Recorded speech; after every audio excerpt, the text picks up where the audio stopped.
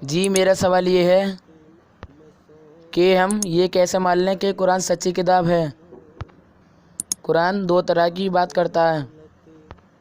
मौत के बाद सज़ा या इनाम की बात करता है, यानी मौत के बाद जन्नत और जहन्नुम की बात करता है। इंसान को डराता है और इनाम की बात करता है। कुरान ने इंसान के लिए कोई जगह नहीं छोड़ी, उसे बुरी तरीके से बांध दिया गया है, यानी बुरी तरीके से बांध दिया है। उसकी अपनी सोच को बंद कर दिया है। इस पर रोशनी डालें और समझाएं कि यह बात सही है। क्या ये कुरान की शिक्षा सही है या नहीं? आसान तरीके से समझाएं। भाई सवाल अच्छा किया है कि कुरान सच्ची किताब कैसे है, हम कैसे मान लें। सवाल अच्छा है, लंबा सवाल है। जिस ध्यान के साथ, जिस होश के साथ ये सवाल आपने किया है, इसी ध्यान के साथ इसका जवाब सुने। और जो भी हमारे भाई या बहन हमें यूट्यूब पर सुन रहे हैं, मैं उनसे रिक्वेस्ट करता हूँ, खुशामद करता हूँ कि इस वीडियो को पूरा सुने। बड़ी अच्छी वीडियो है, पूरा सुनेंगे तभी सही बात समझ में आएगी और ज़िंदगी की सही राह मिल जाएगी। और मैं बार बार लोगों से कहता हूं कि भाई हमारे चैनल के अंदर जा कर के एक एक करके सभी वीडियो देखें और सुनें, ताकि जल्दी से जल्दी अंधकार से निकल कर रोशनी में आएँ। क्योंकि जीवन हर रोज़ मौत की तरफ जा रहा है। हर इंसान दुनिया में जीवन का समय लेके आया है। इस दुनिया में इंसान पहली बार और आखिरी बार आता है और यहाँ से दुनिया से फिर इम्तिहान देकर हमेशा के लिए चला जाता है। और हम तुम भी लोग भी सब जाने वाले हैं हमेशा के लिए, फिर दुनिया में कभी नहीं आएंगे। जैसे कर्म करके मरे हैं वैसे ही बदला पाएंगे। तो जीवन के समय को बर्बाद ना करें और जल्दी से जल्दी अपने सच्चे बनाने वाले मालिक अल्लाह ताला ईश्वर का सही ज्ञान हासिल करें, अंधकार से निकलें, रोशनी में आएँ, ताकि मौत के बाद के जीवन में कामयाबी पाएँ। देखिए, सबसे पहला जो बात करी थी, क्या कुरान कैसे मान लें कि सच्ची किताब है। तो देखो भाई, अगर कोई इंसान पब्लिक में खड़ा होकर हैं और वो ये दावा करे सबसे पहले कि मैं सच्चा हूँ, मैं सच्चा हूँ, तो ईमानदारी से बताए लोग क्या बर्तावा करेंगे उसके साथ। लोग उससे कहेंगे तू कैसे सच्चा है, साबित करके दिखा। जब वो ये सवाल करेगा कि भाई मैं सच्चा हूँ, जब वो ये कहेगा कि मैं सबसे सच्चा हूँ, तो फ़ौरन लोग कहेंगे उससे तू सच्चा कैसे है, साबित करके दिखा। इसी प्रकार से पूरी दुनिया में, पूरी धरती पर एक कुरान मजीद एक ऐसी किताब है जो सबसे पहले दुनिया के सारे इंसानों से ये कहती है कि अलिफ लाम मीम, यह अल्लाह की किताब है, यानी संसार के सच्चे मालिक की किताब है, इसमें कोई शक नहीं है। जैसे वो इंसान कहने लगे कि मैं सच्चा हूँ और इसमें कोई शक नहीं है, हैं? इसी तरह से ये किताब कह रही है अलिफ लाम मीम, यह अल्लाह की किताब है। अलिफ लाम मीम जालिकल किताबु ला रैब फीह, यह अल्लाह की किताब है, इसमें कोई शक नहीं है, हैं? सच्ची राह दिखाती है उन डरने वालों के लिए जो बिन देखे अल्लाह पर ईमान लाते हैं, यकीन करते हैं। अब आप मुझे ईमानदारी से बताएं कि जिस इंसान को अल्लाह ताला की दिल से तलाश नहीं है, वो तो यहाँ गुमराह हो जाएगा। वो कहेगा अरे ये तो सबसे पहले अपने आप को सच्चा कह रहा है। जो अपने आप को सच्चा कहेगा वो बेईमान है। दुनिया की आम मिसाल है ना, हम देखते हैं लोगों को, जो बेईमान होता है वो लपक के अपने आप को अच्छा साबित करने की कोशिश करता है, वो तो गुमराह हो जाएगा। लेकिन अगर सीरियसली इस बात को लिया जाए, गौर किया जाए, तो कुरान मजीद पूरी दुनिया के इंसानों को ये ऐलान कर रहा है कि यह एक अल्लाह की किताब है, इसमें कोई शक नहीं है। यानी कुरान ये चाह रहा है कि दुनिया के इंसानों को चैलेंज करके ये चाह रहा है कि मुझे पढ़ें और गौर करें कि मैं सच्चा कैसे हूँ, हैं? और मेरे अंदर अल्लाह की किताब होने में कोई शक नहीं है। यानी कुरान चाह रहा है कि लोग मुझे पढ़ें और चैलेंज कर रहा है पूरी दुनिया के इंसानों को। तो आपने जो सवाल किया है, मैं आपकी बात को समझ रहा हूँ। आपने सवाल इस प्रकार से इसलिए किया है ताकि आपको और खुलकर समझाया जाए, तो आप सही से समझ पाएँ कि वाकई इस्लाम एक सच्चा धर्म है और कुरान एक सच्ची किताब है। ठीक तरह से आप समझ जाएं ताकि आपका यकीन और ईमान सही से बन जाए। तो मैं इंशाअल्लाह आसान भाषा में और सही दलील देकर समझाने की कोशिश करूंगा। यही सवाल डॉक्टर जाकिर नायक साहब से भी किया गया था, तो उन्होंने बहुत अच्छा जवाब दिया। मैं भी जवाब देने की कोशिश करूँगा। तो ये जो कुरान ने जो ऐलान किया है, ये ऐलान करना सबके बस की नहीं है मेरे भाइयों। इस बात को सीरियसली होकर समझो। अगर मैं किसी बात के बारे में कहूँ, ऐलान करूँ दुनिया के इंसानों के सामने कि भाई मैं इस बात में सच्चा हूँ, तो लोग मुझे चेक करेंगे, देखेंगे, और फिर अगर मैं सच्चा साबित हुआ तो लोग मेरे मानने वाले बन जाएंगे। अगर मैं सच्चा साबित ना हुआ तो लोग मुझे तबाह कर देंगे। तो ऐलान करना कोई मामूली खेल नहीं है। कुरान ये चाहता है कि लोग मुझे पढ़ें, इसीलिए चैलेंज करता है। और जो इस कुरान के चैलेंज को समझते हैं फिर वो इसको पढ़ते हैं और पढ़कर फिर इसको मानने वाले बन जाते हैं कि वाकई में इसका चैलेंज सच्चा है और ये किताब संसार के सच्चे मालिक की सच्ची किताब है। बड़े बड़े फ़लसफ़ी किसी भी बात को चेक करके, किसी चीज़ को चेक करके, वो कभी भी ये नहीं कहते कि बिल्कुल मैं दावे से कह रहा हूँ, इसमें कोई शक नहीं है। हाँ, वो कभी नहीं कहते इस बात को। वो कहते हैं भाई ये चीज़ ऐसे है। वो इस चीज़ को ऐसे नहीं कहते कि इसमें कोई शक नहीं है, ये चीज़ ऐसे है। सिर्फ जो नबी आता है, अल्लाह ताला नबी बनाकर जिसको भेजता है, वही दावा कर सकता है कि ये आसमान से जो आई हुई खबरें हैं इसमें कोई शक नहीं है। अलिफ लाम मीम ज़ालिकल किताबु ला रैब फ़ीह हुदल लिल मुत्तकीन, यानी कि यह अल्लाह की किताब है, इसमें कोई शक नहीं, सच्ची राह दिखाती है उन डरने वालों के लिए जो बिन देखे ईमान लाते हैं। तो इसमें पहली बात तो ये साबित हुई, कुरान आपको चैलेंज कर रहा है, तो आप कुरान को समझें और पढ़ें, इसमें गौर करें, शुद्ध भावना लेकर अल्लाह से डरकर हकीकत की तहकीक करें, तो अल्लाह ताला आपको ज़रूर सच्चाई समझाएगा। अब देखो ना, किसी भी काम में कामयाबी हासिल करने के लिए उसके लिए मेहनत तो करनी पड़ेगी आपको। अगर आपको चिनाई करने का राजमिस्त्री बनना है तो आपको बेलदारी में मेहनत करनी पड़ेगी, है नहीं?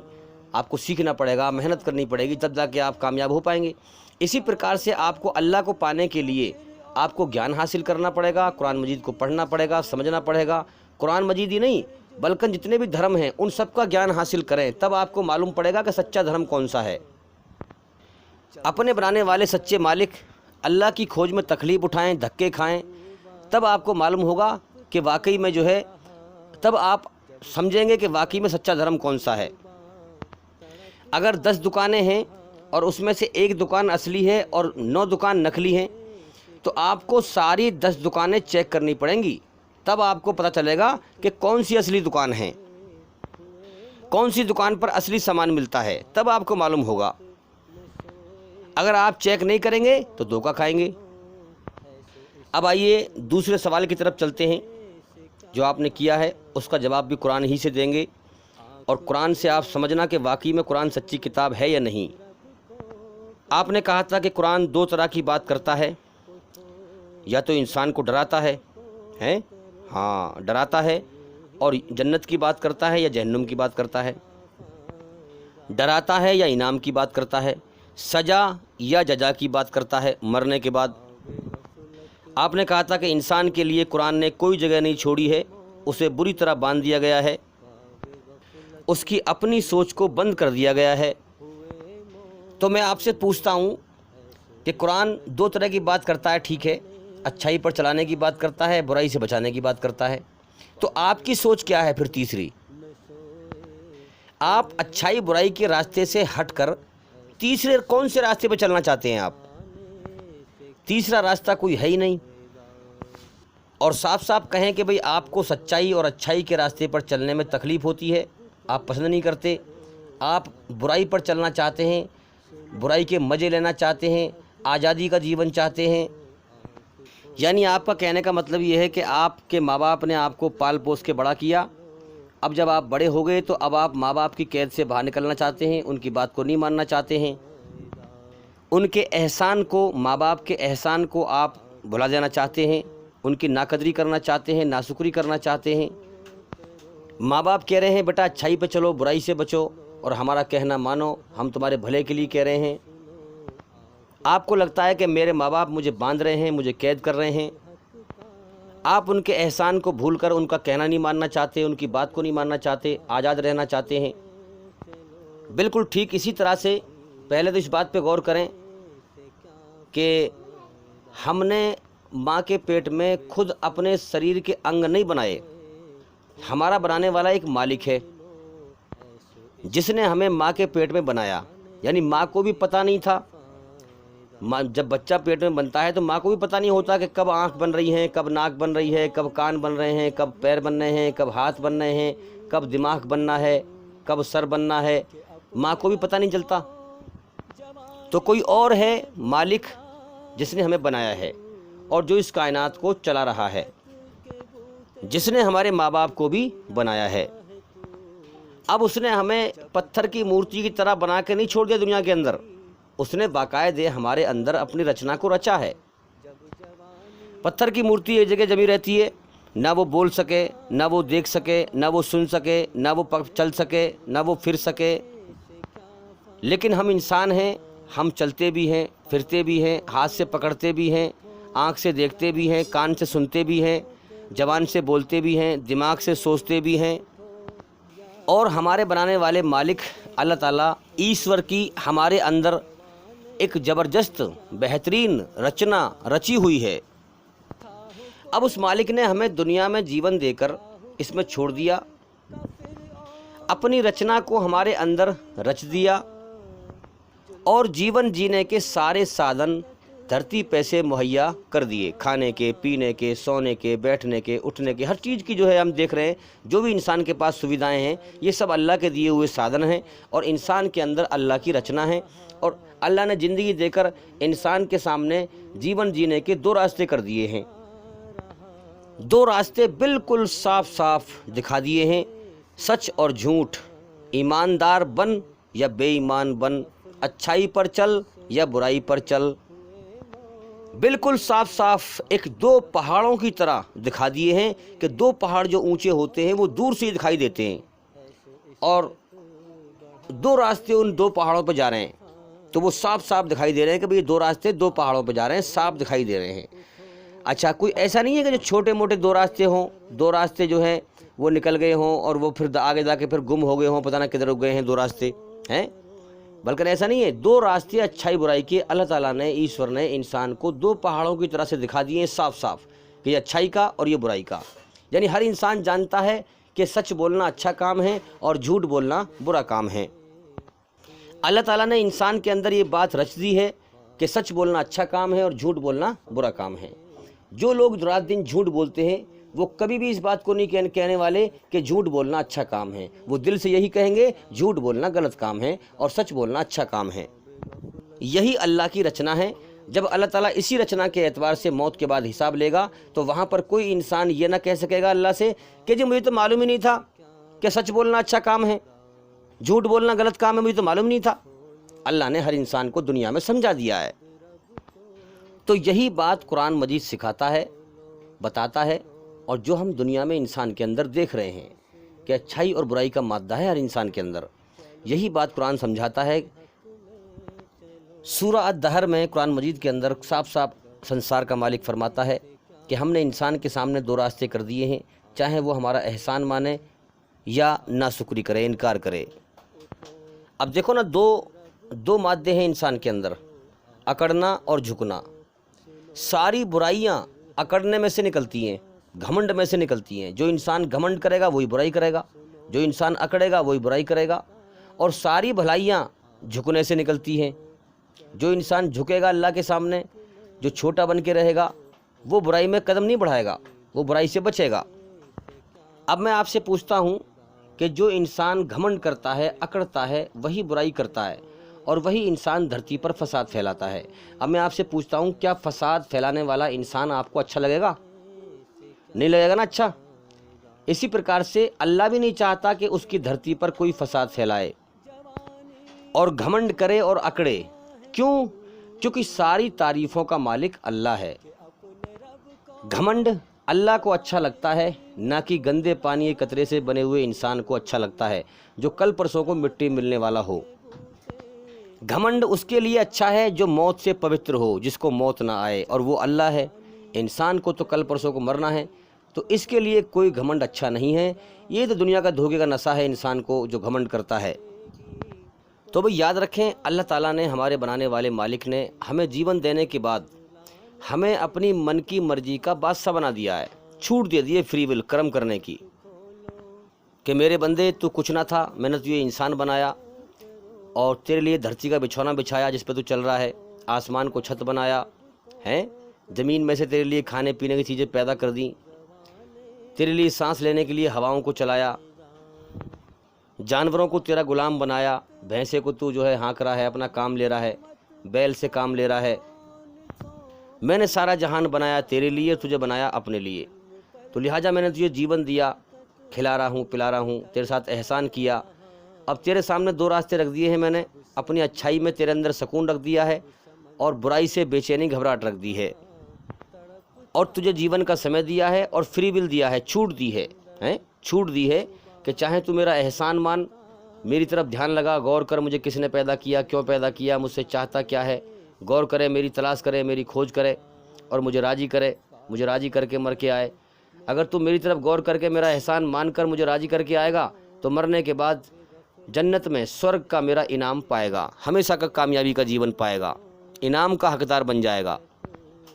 और अगर तू अकड़ेगा, झुकेगा नहीं मेरे सामने, अगर अकड़ेगा और अकड़ कर फिर धरती में बुराई करेगा, मेरी रचना के खिलाफ चलेगा, यह अल्लाह की रचना है। जब अच्छा काम करते हैं तो हम सुकून पैदा कर देता है हमारे अंदर, और जब हम गुनाह करते हैं, पाप करते हैं तो हमारे अंदर बेचैनी पैदा कर देता है। इशारा है उस मालिक का कि किस रास्ते पर चलना है और किस रास्ते पर नहीं चलना है।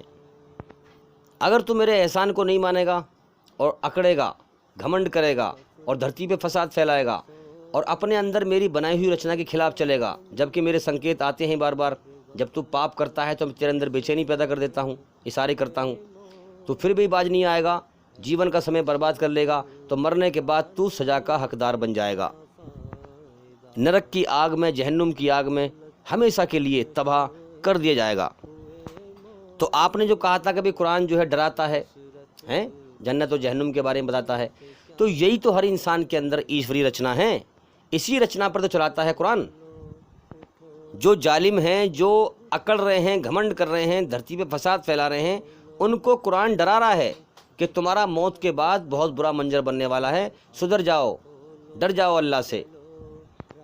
और जो लोग अल्लाह से डर गए उन्हें कुरान रहमत की उम्मीद दिलाता है कि तुम्हारे साथ मरने के बाद अच्छा अंजाम होगा, तुम्हारी आत्मा को मुक्ति मिलेगी, शांति मिलेगी, इनाम मिलेगा। और जो लोग अकड़ने वाले हैं, घमंड करने वाले हैं, उनको डराता है कि तुम्हारी आत्मा को मुक्ति नहीं मिलेगी, तुम्हें अमन चैन नहीं मिलेगा, मौत के बाद तुम्हें सज़ा मिलेगी, तुम्हारी आत्मा को मुक्ति नहीं मिलेगी। जैसे कोई आदमी जेल में हो तो पूछें भाई वो फलां आदमी कहाँ है, कि उसको तो मुक्ति मिल गई, जेल से निकाल दिया गया है ना। तो मुक्ति का मतलब क्या है कि अगर तुम बुरे कर्म करके मरोगे तो तुम्हें नरक में कैद कर दिया जाएगा, तुम्हें मुक्ति नहीं मिलेगी। तो याद रखें, जो इंसान ईश्वरी रचना के आधार पर अच्छाई पर चलकर अपने मालिक को राज़ी करके जाएगा, वो मरने के बाद वही मुक्ति पाएगा और अमन चैन का जीवन पाएगा, स्वर्ग का जीवन पाएगा। और जो इंसान अपने बनाने वाले मालिक की रचना के खिलाफ बुराई पर चल के मर के जाएगा, अल्लाह को नाराज़ करके जाएगा, वो मरने के बाद कभी भी मुक्ति नहीं पाएगा, नरक की आग में कैद कर दिया जाएगा। अब आपने ये कहा कि कुरान ने जो है इंसान को बांध दिया है बुरी तरह। देखिए, कुरान मजीद सच कहता है। देखिए, अगर मान लिए मिसाल के तौर पर कोई भैंसा है, भैंसा, अब उसकी नाक में नकेल है और गले में रस्सी है, तो वो क्या, उसके कर्मों से क्या दिखाई दे रहा है कि ये किसी का गुलाम है, किसी का ये है और उसने इसे बांध रखा है, हाँ। तो ये उसके गले में रस्सी पड़ना, पट्टा पड़ना और नाक में नकेल पड़ना, ये दलील है इस बात की कि वो गुलाम है किसी का। बिल्कुल ठीक इसी तरह से हमारे नाक में भी नकेल है और गले में पट्टा है हमारे बनाने वाले मालिक का। कैसे कि सबसे पहले तो ये गौर करें कि हमने खुद अपने आप को नहीं बनाया, ये आँख, नाक, कान ये हमने नहीं बनाए। फिर इस दुनिया में हम करना कुछ और चाहते हैं, लेकिन हमारा मालिक हमें दिखाता है कि तुम दुनिया में आज़ाद नहीं हो। हम दुखों को पसंद नहीं करते, लेकिन वो मालिक भेजता है तो हम रोक नहीं सकते। हम बीमारी को पसंद नहीं करते, वो मालिक भेजता है तो हम रोक नहीं सकते। हम गमों को पसंद नहीं करते, वो मालिक भेजता है तो हम रोक नहीं सकते। हम मौत को पसंद नहीं करते, लेकिन हमारे ना चाहने के बावजूद हमें मौत देकर उठा लेता है, हम रोक नहीं सकते। और बहुत बड़ी दलील ये है कि हमारी जान ही हमारे कब्ज़े में नहीं है, हमारे मालिक के कब्ज़े में है। तो लिहाजा साबित ये हुआ कि हम दुनिया में आज़ाद नहीं हैं, हमारा एक मालिक है जिसने हमें बनाया है, उसी की बादशाहत हमारे ऊपर चल रही है। यहाँ तक कि सर तो मेरा है, मैं तो नहीं चाहता मेरे बाल बढ़ जाएं, मुझे कटवाने पड़ते हैं, आलकस आता है, लेकिन वो बढ़ा देता है, मैं रोक नहीं सकता। नखून तो मेरे हैं, उंगली तो मेरी है, उंगली तो मेरी है, नखून तो मेरे हैं, मैं तो नहीं चाहता मेरे नखून बढ़ें, मुझे काटने पड़ते हैं, लेकिन वो बढ़ा देता है, मैं रोक नहीं सकता। तो मेरे शरीर के अंग अंग पर, रुएं रुएं पर उस मालिक की बादशाहत छाई हुई है। मैं दुनिया में आज़ाद कहाँ हूँ फिर, बताओ मुझे, हैं? अगर आप समझते हैं कि मैं आज़ाद हूँ तो चलो लाओ फिर बीमारी को रोक के दिखाओ, उस मालिक की जो बादशाहत तुम्हारे ऊपर छाई हुई है, और ये गवाही दे रही है कि तुम उसके आगे गुलाम हो, बेबस हो, तो चलो बीमारी को रोक के दिखाओ। अगर तुम दुनिया में आज़ाद हो, तुम कहते हो हमारा कोई मालिक नहीं है, हैं? ये दिन पे दिन आपको बुढ़ापा आ रहा है, शरीर की ताकत कम होती जा रही है, इस बुढ़ापे को रोक के दिखाओ। अगर तुम आज़ाद हो, तुम्हारा कोई मालिक नहीं है तो, मौत को रोक के दिखाओ। तो मेरे भाइयों, झूठे गुमान से बाहर निकलो, जीवन की हकीकत पर गौर करो, सच्चाई पर गौर करो। और सच्चाई वो है जिसको कुरान बता रहा है कि हमारा एक मालिक है और उसने हमें जीवन दे दिया है और दो रास्ते हमारे सामने कर दिए हैं और ऐलान कर दिया है कि चाहे मेरा एहसान मान, चाहे मुझे राज़ी कर या मेरा इनकार कर, मेरी नाशुक्री कर, चाहे मेरी कदर कर या नाकदरी कर। दो रास्तों के दो अंजाम बता दिए हैं मौत के बाद साफ साफ कुरान मजीद ने कि अच्छाई की राह पर चलने वालों का अंजाम, अल्लाह के सामने झुकने वालों का अंजाम, अल्लाह से डरने वालों का अंजाम, भलाई पर चलने वालों का अंजाम, अल्लाह को राज़ी करने वालों का अंजाम मौत के बाद अमन शांति का जीवन है, सुकून का जीवन है, स्वर्ग का जीवन है, जन्नत का जीवन है। और अल्लाह का इनकार करने वालों का अंजाम, धरती पर फसाद फैलाने वालों का अंजाम, घमंड करने वालों का अंजाम, अहंकार करने वालों का अंजाम, बुराई पर चलने वालों का अंजाम क्या है मौत के बाद? नरक की आग, नरक का कैद खाना, जहन्नुम का कैद खाना। अब तुम कहोगे कहाँ है भाई मौत के बाद जन्नत और जहन्नुम? तो देखो भाई, इम्तिहान में उत्तर नहीं दिखाए जाते, याद रखें। अगर जन्नत और जहन्नुम दिखा दी जाए तो फिर इम्तिहान क्या हुआ? अगर किसी इंसान को मौत देकर दुनिया में वापस लौटा दिया जाए और वो दुनिया में आके बता दे तो फिर इम्तिहान क्या हुआ? तो याद रखें, ये जीवन एक इम्तिहान है। इंसान अच्छे कर्म करे या बुरे कर्म करे, सबको जीवन का समय मिला हुआ है, अच्छे को भी बुरे को भी। अब इंसान अल्लाह को राज़ी करे या नाराज़ करे, मौत तो आनी है, मौत सबको आएगी, मौत से कोई नहीं बचेगा। सबको अपने जीवन का समय पूरा करके इस दुनिया से जाना है हमेशा के लिए और अपने कर्मों का फल पाना है। तो आपने जो कहा था कि कुरान ने इंसान को बांध दिया है, कोई जगह नहीं छोड़ी है, तो भाई कुरान यही तो बताता है, सच्चाई बयान करता है कि तुम्हारा एक मालिक है, उसे राज़ी करो। ये जीवन उसे राज़ी करने के लिए मिला है, इसको बर्बाद मत करो। असल जीवन मौत के बाद है, उसकी तैयारी करो, उससे डरो, सच्चाई पे गौर करो, जीवन की हकीकत पर गौर करो। तुम्हारी जान उसके कब्जे में है। आज़ादों की तरह जीवन मत जियो कि तुम्हारा कोई मालिक नहीं है, तुम जो चाहो करते फिरो। अब देखो ना, जो इंसान धरती पर फसाद फैला रहे हैं वो अपने आप को क्या समझते हैं कि हमारा कोई मालिक नहीं है, हम आज़ाद हैं दुनिया में, और वो घमंड करते हैं, अकड़ करते हैं और धरती पे जो है फसाद फैलाते हैं, कत्ल गारत करते हैं, जुल्म करते हैं। ये उनकी सोच है जो अपने आप को आज़ाद समझते हैं। हालांकि वो आज़ाद नहीं है, लेकिन वो दुनिया के धोखे में हैं। जब जीवन का समय पूरा हो जाएगा फिर मालिक की पकड़ को देखेंगे, फिर वो मालिक उन्हें कैसे पकड़ता है। तो भाई, झूठी सोच और झूठे गुमान, हवाई गुमान से बाहर निकलें और जीवन की हकीकत पर गौर करें जिसको कुरान मजीद बता रहा है। आपने कहा था कि कुरान मजीद ने इंसान की अपनी सोच को बंद कर दिया है और एक जीवन जीने का पूरा कानून दिया है कि अच्छाई पर चल, बुराई से बच। तो भाई बात सही है, कुरान यही तो कहता है कि मालिक है तुम्हारा एक, तुम दुनिया में आज़ाद नहीं हो, वो तुम्हारा इम्तिहान ले रहा है। अपनी रचना के आधार पर वो तुम्हें अच्छाई पर चलने का हुक्म देता है वो मालिक, और बुराई से बचने का हुक्म देता है। तो बात सही तो है फिर कि तुम दुनिया में जीवन का समय लेके आए हो। अगर तुम अपने मालिक की मर्जी पर चल के मरोगे, उसे राज़ी करके मरोगे तो इनाम पाओगे, हैं? जिसने अपने मन को राज़ी किया वो नरक की आग में जाएगा, जिसने अपने रब को राज़ी किया वो स्वर्ग में जाएगा। इसीलिए अल्लाह ने हर इंसान को अपने मन की मर्जी का बादशाह बना दिया है। चाहे अपने मन को अल्लाह के सामने झुका दे और या फिर अपनी मन की मर्जी पर जीवन जी ले। दो रास्ते हैं इंसान के सामने। अभी जितने भी लोग आप देख रहे हैं धरती पर फसाद फैला रहे हैं और धर्म का भी नाम ले रहे हैं, इनका गुमान जानते हैं क्या है आप? इनका गुमान ये है कि हमारा कोई मालिक नहीं है, हम दुनिया में आज़ाद हैं, इसलिए घमंड करते हैं, फसाद फैलाते हैं। और जानते हैं इस बात को कि भाई संसार का जो मालिक है वो निराकार है, उसका कोई रूप आकार नहीं है, फिर भी अपनी मनमानी कर रहे हैं, मन की मर्जी मूर्ति बना के पूजा कर रहे हैं। और जो असल जगह है संसार के सच्चे मालिक की पूजा करने की, मस्जिद, उसको तोड़ रहे हैं और वहाँ पर जो है अपनी मनमानी करके मंदिर बना रहे हैं और जीवन के समय को बर्बाद कर रहे हैं, सच्चाई पे गौर नहीं कर रहे। अभी तो ये सोच रहे हैं कि हमारी बुराई की ताकत बहुत सारी है, हम बहुत सारे लोग हैं इकट्ठे, बुराई की ताकत है हमारी एक। लेकिन मौत के बाद मेरे भाइयों कोई किसी के काम नहीं आएगा। अल्लाह की ताकत के सामने कोई ताकत नहीं रुकती। अल्लाह ताला सबको नरक की आग में अलग अलग तबाह करेगा, जुल्म करने वालों को नहीं बख्शेगा।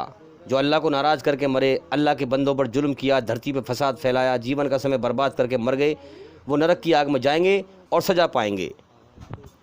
अगर इतना समझाने पर भाई मेरे भाई, अगर तेरा यकीन ये है कि मौत के बाद कुछ नहीं है, तो जैसी करनी वैसी भरनी, जैसा करेगा वैसा भरेगा। जैसी करनी वैसी भरनी, ना माने तो करके देख, मालूम पड़ जाएगा कि हाँ जैसा करता हूँ वैसा भरना पड़ता है। जैसी करनी वैसी भरनी, ना माने तो करके देख। और मरने के बाद स्वर्ग भी है, नरक भी है, जन्नत भी है, दोजख भी है, ना माने तो मर के देख, मालूम पड़ जाएगा। ये अटल सच है जिसको कुरान बयान कर रहा है। तो भाई तुम्हारे झूठे गुमान से सच बदलेगा थोड़ी कोई। जो आज बड़े बड़े जालिम धरती पे फसाद फैला रहे हैं, मरने के बाद बहुत रोएंगे, बहुत पछताएंगे कि काश हम अपने मालिक की खोज करते और कुरान मजीद में अपने मालिक के सच्चे हुक्म पहचान लेते, तो हम भी ईमान वाले ईमानदार बन के मरते और हमेशा कामयाबी का जीवन हासिल कर लेते। मगर हाय, आज हम बर्बाद हो गए, जीवन के समय को दुनिया से बर्बाद करके आ गए।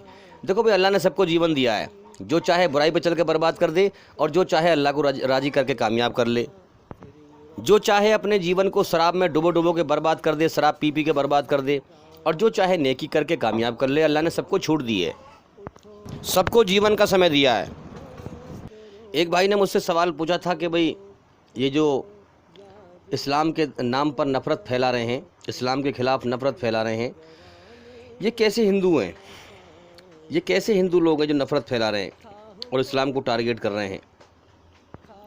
तो मैंने उनसे कहा कि भाई देखो, कुरान में जिक्र है कि शैतान इंसानों में से भी है और जिन्नातों में से भी है। तो ये इनके चेहरे तो इंसानों के हैं, मगर असल में ये इंसानी शक्ल में शैतान हैं। इनके शरीर के अंगों से बुराई ही छलकती है, धरती पर फसाद ही फैलाते हैं। तो इनके हाथ पैर, आँख, नाक, कान, चेहरा तो दिखता है इंसानों का, मगर असल में ये इंसानी शक्ल में शैतान हैं जो धरती पर फसाद फैला रहे हैं। और ये गवाही दे रहे हैं इस बात की कि पूरी पृथ्वी पर इस्लाम ही सच्चा धर्म है। क्यों? क्योंकि ये इस्लाम से ही दुश्मनी निभा रहे हैं। धर्म तो और भी बहुत सारे हैं, लेकिन बार बार इस्लाम को टारगेट क्यों कर रहे हैं? क्योंकि ये गवाही दे रहे हैं कि इस्लाम सच्चा धर्म है और हम शैतान हैं, हम बुराई पर चलने वाले हैं, और हम इस सच्चे धर्म को इसमें दाग लगाना चाह रहे हैं, इससे लोगों को काटना चाह रहे हैं, ताकि लोग इसके करीब ना आएँ और सच्चाई को ना समझ जाएं। अब देखो ना, इंसान के मन में दो ख्याल आते हैं। एक ख्याल आता है अल्लाह की तरफ से, इंसान के सच्चे बनाने वाले मालिक की तरफ से, और एक ख्याल आता है शैतान की तरफ से। शैतानी ख्याल बुरा होता है और अल्लाह की तरफ से ख्याल अच्छा होता है। अब इंसान के कर्मों से आप जांच कर लेंगे कि इसके अंदर शैतान कैसे ख्याल डाल रहा है। जितने भी लोग जुल्म जास्ती फैला रहे हैं, ये आप इनके कर्मों से जांच कर लीजिए कि शैतान इनकी रहबरी कर रहा है, शैतान इनको चला रहा है। शैतान इनके मन में जो ख्याल डालता है, ये उसी ख्याल पर चलते हैं। तो आप इनके कर्मों से शैतानी ख्याल को समझ सकते हैं, इनके बुरे कर्मों से। और जो इंसान अल्लाह की मर्जी पर चलता है, अल्लाह के अच्छे ख्यालों पर चलता है, उसके कर्मों से भी आज आप समझ सकते हैं कि वो अल्लाह के अच्छे ख्यालों पर, अल्लाह के अच्छे ख्याल क्या हैं। अब मैं आपसे बात कर रहा हूँ, मैं ये अल्लाह के अच्छे ख्यालों से बात कर रहा हूँ। आप मुझे भी समझ सकते हैं कि मैं अच्छाई कैसे फैला रहा हूँ दुनिया में, मेरी बात समझ करके। और जितने लोग ये फसाद फैला रहे हैं धरती पर, इनके कर्मों से आप जांच कर सकते हैं कि शैतान कैसे इनके मन में कैसे कैसे ख्याल डाल रहा है। जैसे ख्याल डालता है वैसे कर्म करते हैं ये। अब देखो ना, गाय की पूजा कर रहे हैं। अरे भाई, गाय की पूजा मत करे, गाय के बनाने वाले मालिक की पूजा कर। शैतान ने किस कदर बुद्धि खराब कर दी है। शैतान अकल को बिल्कुल खा गया शैतान। अब देखो ना, देश की भक्ति कर रहे हैं। अरे भाई, देश की भक्ति मत कर, देश के बनाने वाले मालिक अल्लाह ईश्वर की भक्ति कर। अपने जैसे इंसान की भक्ति कर रहे हैं जो गंदे पानी कतरे से बनाए, कल को मिट जाएगा, मर जाएगा। संसार में हर चीज़ है ही मरने मिटने वाली, हर चीज़ पैदा की गई है, मिटना भी है उसको। जो चीज़ जिसकी शुरुआत भी हो और अंत भी हो, उसके आगे सर झुकाने से फ़ायदा क्या है। अरे उस मालिक के सामने सर झुकाओ जो पूरी कायनात का बनाने वाला है, जो मौत से पवित्र है, जिसकी ना शुरुआत है, जिसका ना अंत है। अब देखो ना, शैतान कैसे अकल खा गया बिल्कुल। गाय का गोबर चाट रहे हैं, खा रहे हैं, पेशाब पी रहे हैं, जबकि ईश्वरी रचना के आधार पर हमारे अंदर से जो है इंसान को उबगाई आती है गंदी चीज़ से, नफरत होती है गंदी चीज़ से। मगर शैतान अकल को खा गया। ये जितने भी लोग अधर्मी हैं, ये ईश्वरी रचना के खिलाफ चलने वाले हैं, ये बुराई पर चलने वाले हैं। धर्म पर चलने वाला वही है जो ईश्वरी रचना के तरीके पर चलने वाला है, अच्छाई पर चलने वाला है, बुराई से बचने वाला है। और इस्लाम, कुरान मजीद ईश्वरी रचना के आधार पर है, जो इंसानों को सही राह दिखाता है। जब भी तो ये इस्लाम के दुश्मन बने हुए हैं, जब भी तो ये चाहते हैं कि इस्लाम को इतना बदनाम करो कि लोग इसके करीब ना आएँ, ताकि सच्चाई को ना समझ जाएं, जीवन का मकसद ना समझ जाएं, मरने के बाद कामयाब ना हो जाएं। शैतान यही चाहता है कि इंसान मरने के बाद स्वर्ग में ना जाए, नरक में जाए, क्योंकि शैतान को भी नरक में जाना है, याद रखें। तो वो भी चाहता है कि मेरे साथ जितना भी हो सके आदम अलैहिस्सलाम की नस्ल, इनकी औलाद सब ज़्यादातर नरक में जाए मेरे साथ। तो भाई हम अपने अंदर जो है ईश्वरी रचना पर गौर करें। हमारी रचना भी तो इसी प्रकार की है कि जब हम बुरा काम करते हैं तो हमारे ऊपर एक खौफ तारी होता है। जब इंसान अकेले में भी गुनाह करता है, जो है पाप करता है, चाहे उसे किसी ने नहीं देखा, लेकिन फिर भी उसके हाथ पैर कांपते हैं, डर लगता है, दिल घबराता है। और जब इंसान अच्छा काम करता है तो उसके दिल को सुकून मिलता है। एक बिल्कुल ठुके हुए दिल से वो जम के बात करता है, वो हल्के दिल से जो है चोरों की तरह बात नहीं करता। तो यही रचना है हमारे अंदर बनाई हुई ईश्वर की, जो अच्छाई बुराई की रचना है। इसी प्रकार से हम देखें दुनिया में भी जो है इसी रचना पे लोग चलते हैं। आमतौर पर देखते हैं हम कि अगर बच्चा मेहनत से पढ़े तो वो हो जाता है पास हो गया, वो इनाम का हकदार बन गया। और अगर बच्चा मेहनत नहीं करता तो वो फेल हो जाता है। उसे भी हम सजा के तौर पे कहते हैं कि भाई अब तुझे जो है 1 साल पीछे हटना पड़ेगा, फिर दोबारा से पढ़ना पड़ेगा। तो ये सजा के तौर पे हो गई। और वैसे भी हम देखें आमतौर पर अपने बच्चों से हम कहते हैं बेटा मेहनत से पढ़ोगे और अच्छे मेहनत से पढ़ोगे तो मैं तुम्हें इनाम दूंगा, और मेहनत से नहीं पढ़ोगे तो सज़ा मिलेगी तुम्हें। अब कोई बच्चा आपका कहने लगे मैं तो ऊपर बिल्डिंग पे से कूदूंगा नीचे को, आपसे वो कूदने की कहने लगे और आप उससे मने करें, वो कहे नहीं मैं नहीं मैं तो कूदूंगा। आप उससे मने करें बार बार, जब वो ना माने तो आप क्या करेंगे, आप थप्पड़ लगा देंगे उसको एक। तो ये सज़ा के तौर पे होगी कि नहीं, गलत करने पर आपने थप्पड़ मार दिया उसके। इसी प्रकार से जब हम कोई गलत काम करते हैं या धरती पर अकड़ के चलते हैं तो हमारा बनाने वाला मालिक हमें सबक सिखाता है और हमें बुराई से बचाने की कोशिश करता है, बचाता है, हमें दिखाता है। जब हम बुरा काम करते हैं हमारे अंदर बेचैनी पैदा करता है, संकेत देता है कि बुराई पे मत चल। हमारे अंदरूनी हिस्से से हमें वो समझाता है। पाप करने पर हमारे अंदर बेचैनी की घंटी बज जाती हैं उसकी तरफ से। जब इंसान बुरी नीयत बनाता है, पाप करने को चलता है, तो फ़ौरन घंटी बजती है बेचैनी की, एकदम बेचैनी पैदा होती है अंदर से। तो हमारा बनाने वाला मालिक वो कभी नहीं चाहता कि मेरे बंदे नरक की आग में जाएं। उसने तो एक पूरी सूझबूझ के साथ हमारी रचना बना दी है और शैतान को भी इख्तियार दे दिया है मन में गलत ख्याल डालने के, और हमें सच और झूठ साफ साफ दिखा दिया है। और फिर फ्री विल दे दिया है, जीवन का समय दे दिया है, अब चल। फिर भी इसके बाद अल्लाह ताला रहनुमाई करता है अपने बंदों को, जो है बुरा काम करने में जब चलता है तो इंसान के अंदर बेचैनी पैदा कर देता है, उसे समझाता है ताकि नरक में न जाए, स्वर्ग की तरफ चल, मेरी रहमत की तरफ चल। और जब वो पाप करता है तो दुनिया में उसको थप्पड़ भी लगा देता है। फिर जैसे बाप ने थप्पड़ मार दिया जब वो कूदना चाह रहा था नीचे को।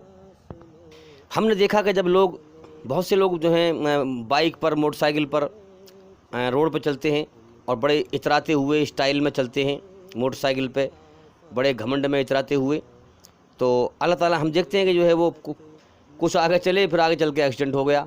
मरे तो खैर नहीं, लेकिन चोट लग गई। तो अल्लाह की तरफ से थप्पड़ है, ये हैं थप्पड़ है कि गलत रास्ते पर ना चल, इतरा के मत चल, अकड़ के मत चल, मेरी रचना के खिलाफ मत चल। हाँ, इसका अंजाम दुनिया में भी बुरा है और मौत के बाद भी बुरा है। अल्लाह नहीं चाहता कोई मेरा बंदा नरक की आग में जाए, अल्लाह चाहता है कि मेरा हर बंदा स्वर्ग में जाए। अब इंसान को फ्री विल दे दिया है, अब उसको फिर रहनुमाई भी अल्लाह ताला कर रहा है, समझा भी रहा है। अब इसके बाद भी अगर इंसान ना माने, फ्री विल दिया अल्लाह ने, तो फिर नरक की आग में जाएगा।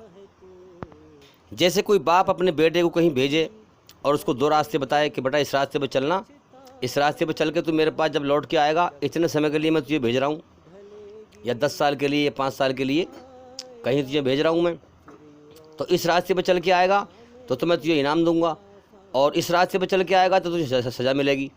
इसी प्रकार से अब बच्चे को मालूम होता है कि नहीं, कि मेरे बाप ने मुझसे ये कहा है। अब वो जानबूझकर अगर गलत रास्ते पर चल के आएगा, लौट के आना बाप की तरफ है, तो वो उसको सज़ा देगा। फिर सीधी सी बात है, अगर अच्छे कर्म करके आएगा तो फिर जो ऐसे इनाम देगा। इसी प्रकार से हमारे बनाने वाले मालिक ने हमें दुनिया में भेज दिया है, और हमें फिर समझा भी रहा है मन के ख्याल में कि अच्छाई पे चल, बुराई से बच। अच्छाई पे चल, बुराई, अच्छाई में सुकून पैदा कर देता है, बुराई से बेचैनी पैदा कर देता है। अब मर के कहाँ लौट रहा है हमें? अपने सच्चे मालिक की तरफ। तो जैसे कर्म करके मरे हैं वैसे ही फिर फल देगा वो। उसने वहाँ से समझा के भेजा है, और दुनिया में भी समझा रहा है हर लम्हे पर, हर मोड़ पर, कि अच्छाई पे चल, बुराई से बच। तो मेरे भाइयों, दुनिया में सच्चा रास्ता, संसार के सच्चे मालिक का सच्चा रास्ता बताने वाले बहुत कम हैं, और गुमराह करने वाले, भटकाने वाले ज़्यादा हैं। नकली मौलवी, नकली पंडित बहुत बेशुमार भरे पड़े हैं, जो पब्लिक को गुमराह कर रहे हैं, शैतान के रास्ते पर भटका रहे हैं। इस धरती पर ज़्यादातर इंसानों की भीड़ का हाल क्या है कि कोई पंडित पकड़ लिया या पीर पकड़ लिया। अब असल ध्यान दुनिया परस्ती पे लगा हुआ है, दुनिया परस्ती में लीन है, दुनिया के धोखे में खेल रहे हैं, जीवन की हकीकत से अंधे हैं कि कभी भी मर सकते हैं, ये दुनिया धोखा है। एक पंडित को पकड़ लिया, चाहे वो उल्टा ज्ञान समझा रहा है, चाहे कुछ उल्टा, कुछ सीधा, कुछ टेढ़ा, कुछ मेढ़ा, बस उसी को जो है अपना गुरु समझ रखा है, उसके हाथ दाब रहे हैं, पैर दाब रहे हैं, और मुतमईन है फिर कि हमें तो फिर इनके रास्ते पर चलेंगे तो हमें मौत के बाद कामयाबी मिल जाएगी। धोखे में लीन है और फिर संतुष्ट हैं, सच्चाई पर बिल्कुल गौर नहीं करते, हकीकत तक नहीं पहुंचते, हकीकत की तहकीक नहीं करते कि सच क्या और झूठ क्या है, ये आदमी हमें गुमराह कर रहा है या सही राह बता रहा है, कोई चेक नहीं करते।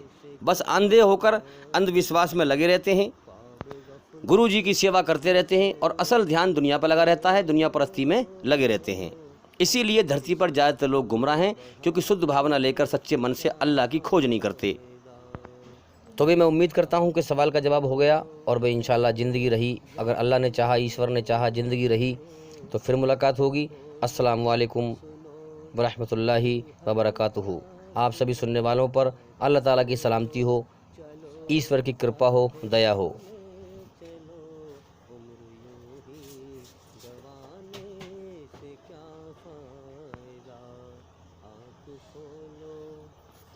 आँख खोलो, उठो, याद रब को करो।